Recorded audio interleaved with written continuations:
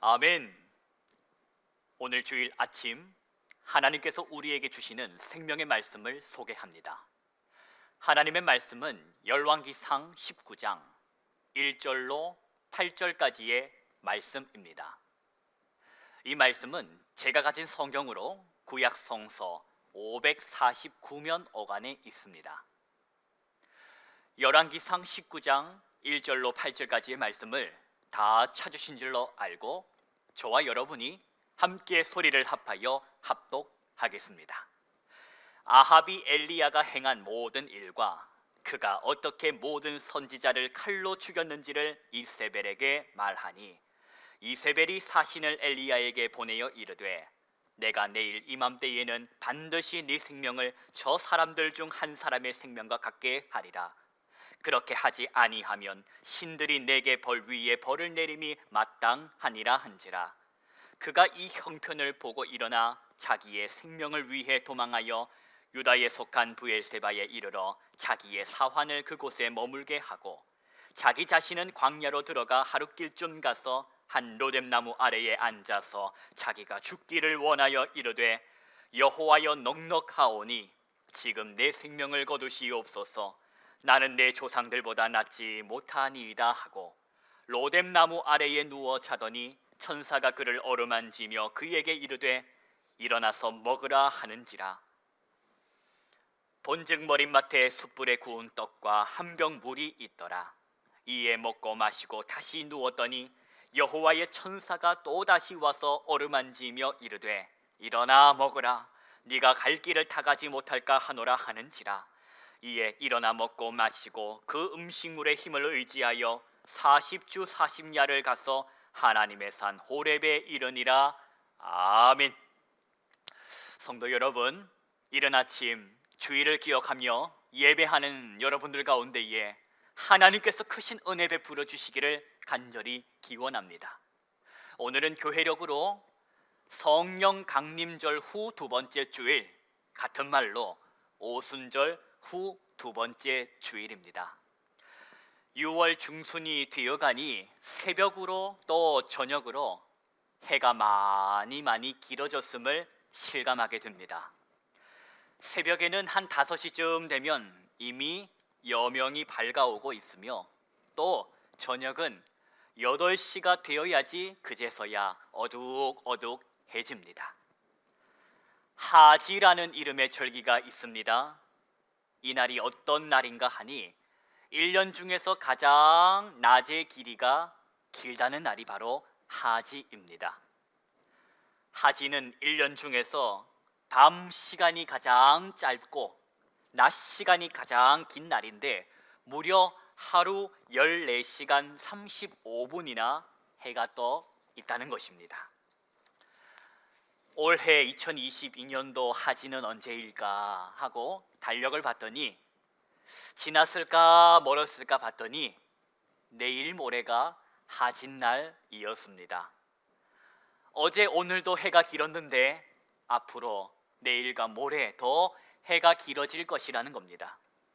그럼 여러분, 내일 모레 하지가 지난 그 다음에는 어떻게 되겠습니까? 계속 주구장창 해가 길어지면 곤란하지 않겠습니까? 하지로부터 하루하루 멀어질수록 이 낮의 길이도 하루하루 줄어들 것입니다.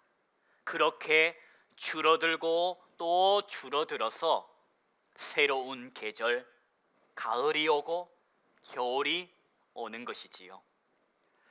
지금부터 이 무더운 계절, 곧 7월과 8월, 우리가 뜨겁게 열정적으로 살다가 어느 날 문득 니웃니웃 황금색 붉게 저무는 저녁 노을을 보다가 그제서야 해가 짧아졌구나, 선선해졌구나, 가을이구나 이렇게 말하게 되지 않겠습니까?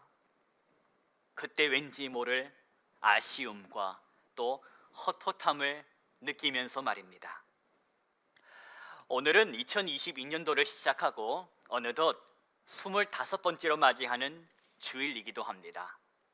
1년이 52주라고 할 때에 다음 주가 되면 딱 그 절반의 시간을 채우게 되는 것입니다. 여러분, 지금까지 이 상반기를 살아오시는 가운데에 어떠셨습니까? 작년 연말 그때 이 한 해를 시작할 때 세워놓았던 계획들이 다 있으셨을 것입니다. 계획대로 사셨습니까? 아니, 다시 여쭙겠습니다. 계획대로 사라지던가요?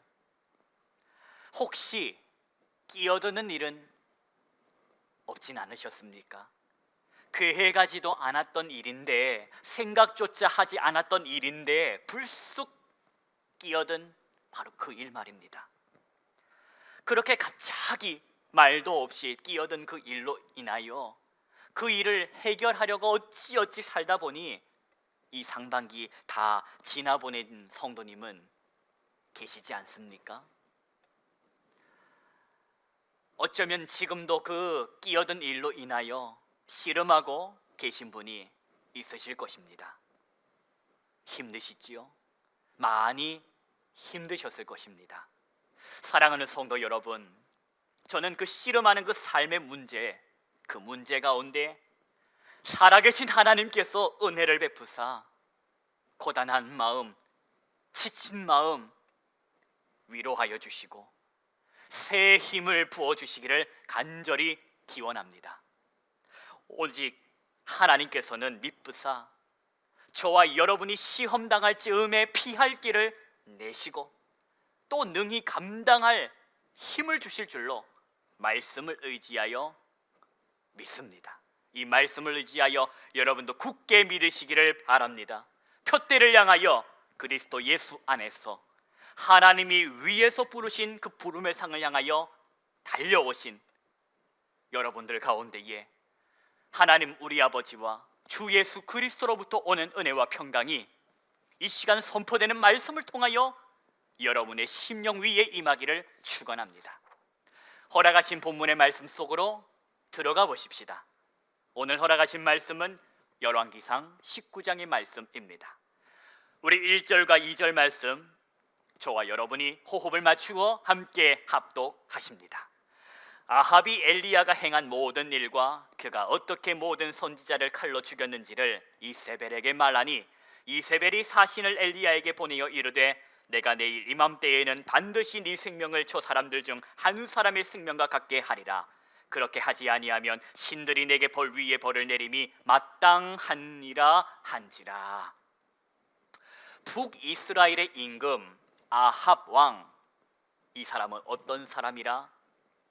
직접 그의 눈으로 목격한 사람이었습니다. 그는 눈으로 보았습니다. 체험했습니다.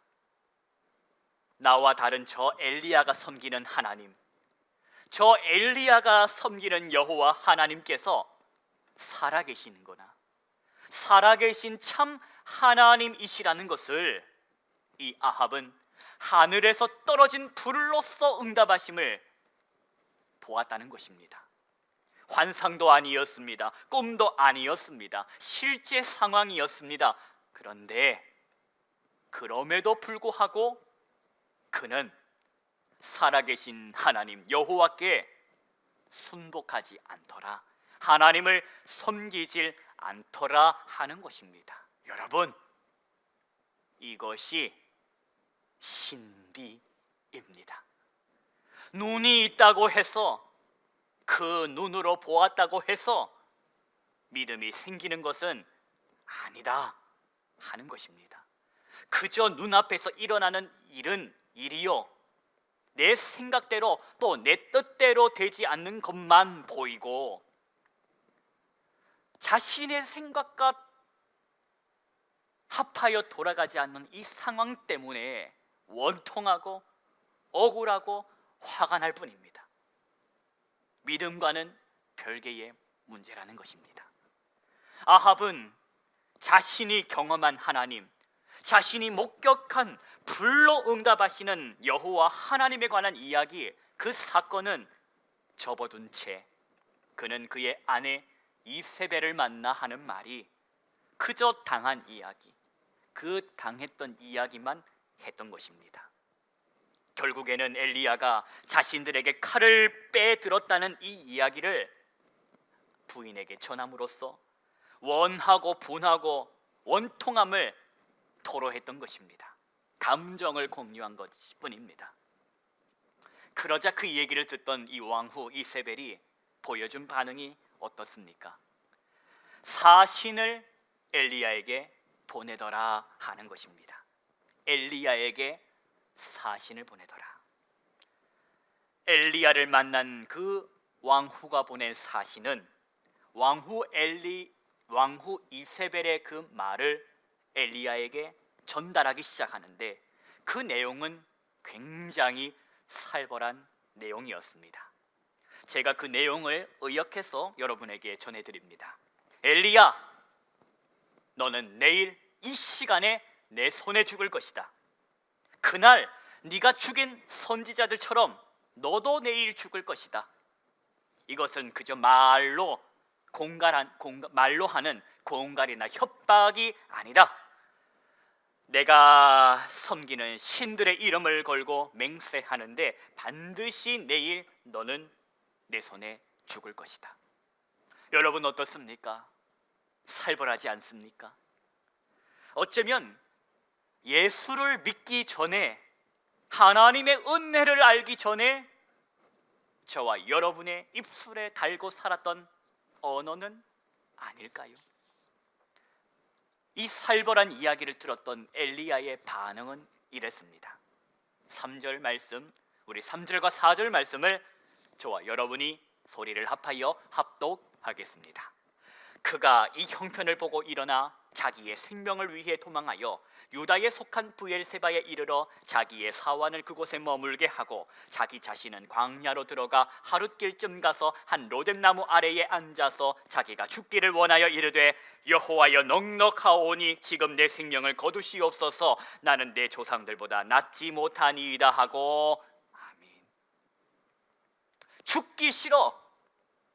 나 이대로 죽을 수는 없어. 바로 이것이 엘리야가 보여준 반응이라는 것입니다. 죽기 싫어서 이대로 죽을 수는 없어서 엘리야는 도망을 갑니다. 북이스라엘의 사람인 이 엘리야는 국경을 넘어서 남유다 가장 남쪽 끝자락인 브엘세바까지 도망을 갑니다. 비유로 말씀드리자면 평양에서 활동하던 이 엘리야가 이세벨의 손에 죽기 싫어서 군사 분계선을 넘어 해남 땅끝 마을까지 도망쳤다는 것입니다. 그런데 그럼에도 불구하고 여전히 마음이 어려웠던지 그는 이번에는 혈혈단신 홀로 광야로 들어가 하룻길을 무작정 걷습니다. 성경을 보니 하룻길을 그렇게 걸은 후 한 로뎀나무 아래에 앉아 하나님께 입을 열어 기도하는데 뭐라고 기도했는가 하니 죽여달라고 기도합니다. 여호와여 넉넉하오니 지금 내 생명을 거두시옵소서. 이 말은 즉 하나님 해볼 만큼 해봤습니다. 제가 하나님께 불을 내려달라고도 해보았고 하나님께 하늘에서 비를 내려달라고도 해보았습니다. 그리고 그들은 그렇게 하늘에서 불이 떨어지는 것도 보았고 하늘에서 물이 떨어지는 것도 보았습니다. 그럼에도 불구하고 결국에는 또다시 제자리입니다. 달라진 것이 없습니다. 이제 그만 다 내려놓고 싶습니다. 그렇게 엘리야는 키 작고 볼품없는 한 로뎀나무 아래에 쓰러져 잠이 듭니다. 여러분 어떻습니까? 여러분 중에서 오늘 이 엘리야를 향하여 어쩜 저렇게 못났냐고, 어쩜 저렇냐고 흉보실 분이 계십니까? 그런데 여러분이 엘리야라면 어떻겠습니까? 하늘에서 불도 내리고 하늘에서 물도 내렸는데 사람이 변하질 않습니다. 불이 내리고 물이 내릴 때 그걸 보는 사람들은 그저 놀라워할 뿐 다시 시간이 지나자 본래의 모습으로 본성으로 되돌아갑니다. 2022년 새해가 되어서 새롭게 결단하고 정말 이 반년의 시간을 죽을 힘을 다해 살았는데 생각하지 못했던 엉뚱한 곳에서 일이 터지고 그래서 너무나도 힘에 부쳐서 울어보셨더라면 어쩌면 그런 분들은 오늘 이 엘리야의 심정을 이해하지 않을까 생각해 봅니다. 이처럼 예고 없이 찾아온 손님으로 인하여 이사벨이 보낸 이 손님으로 인하여 엘리야의 마음이 폭삭 무너지게 되었습니다. 그런데 그런 엘리야에게 또다시 예고 없이 다른 손님이 찾아왔습니다. 누가 보냈나? 5절 말씀 보십니다. 5절부터 7절까지 말씀 함께 합독하십니다. 로뎀나무 아래에 다시 누워 자더니 천사가 그를 어루만지며 그에게 이르되 일어나서 먹으라 하는지라. 본즉 머리맡에 숯불에 구운 떡과 한 병 물이 있더라. 이에 먹고 마시고 다시 누웠더니 여호와의 천사가 또다시 와서 어루만지며 이르되 일어나 먹으라. 네가 갈 길을 다 가지 못할까 하노라 하는지라. 아멘.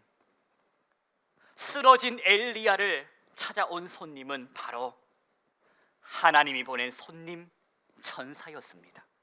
천사는 숯불에 구운 떡과 한 병의 물을 가지고 탈진에 쓰러진 엘리야를 어루만지며 말합니다.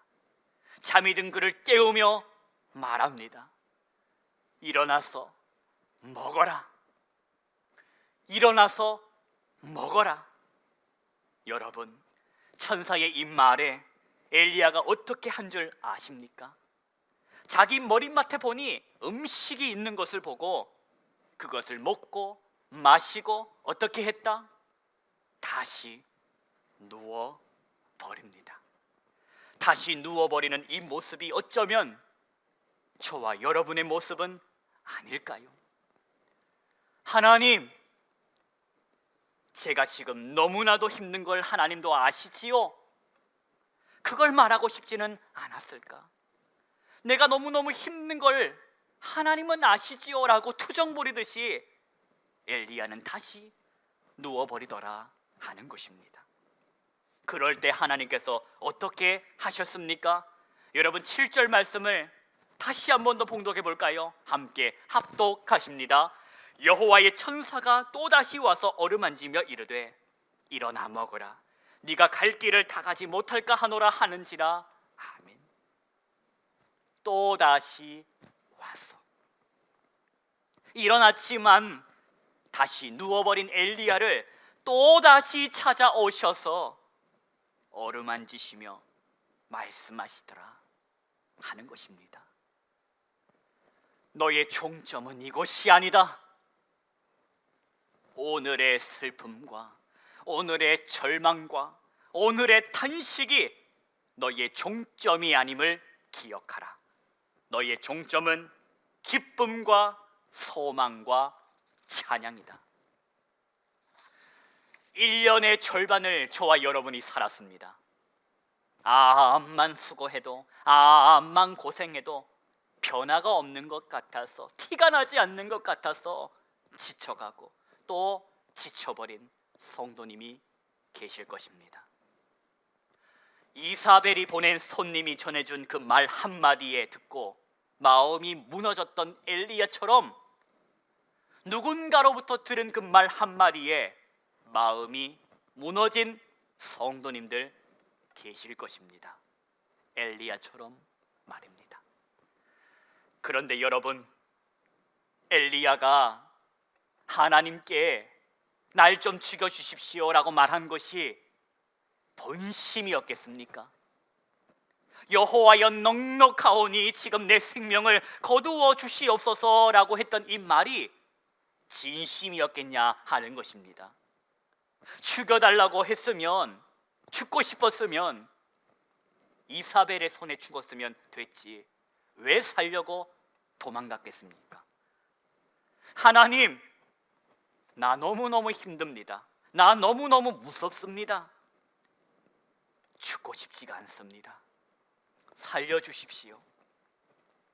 이것이 이사벨을 피해 브엘세바까지 그리고 하룻길 광야까지 걸어 들어온 엘리야의 진심이요 본심이지 않았겠습니까? 바로 저와 여러분의 진심이기도 합니다. 새벽으로 저녁으로 예배당을 찾아와서 엎드리고 울었던 것이 진정으로 죽고 싶어서 죽여달라고 울었습니까? 살려달라는 것 아니었습니까? 해결해달라는 것 아니었습니까? 구원해달라는 하나님의 도움을 요청하는 기도이지 않았습니까? 그런 그때에 하나님께서는 말씀으로, 찬송으로, 또 하나님이 보낸 사람으로 위로하여 주셨고, 그런 하나님의 위로가 느껴질 때에 비로소 내게는 다행의 눈물이, 안심의 눈물이 터져 나왔고, 그렇지만 그 사랑을 다시 한 번 더 확인하고 싶은 마음에 또다시 누워버린, 또다시 엎드려버린 그 마음이 저와 여러분에 있지 않았습니까?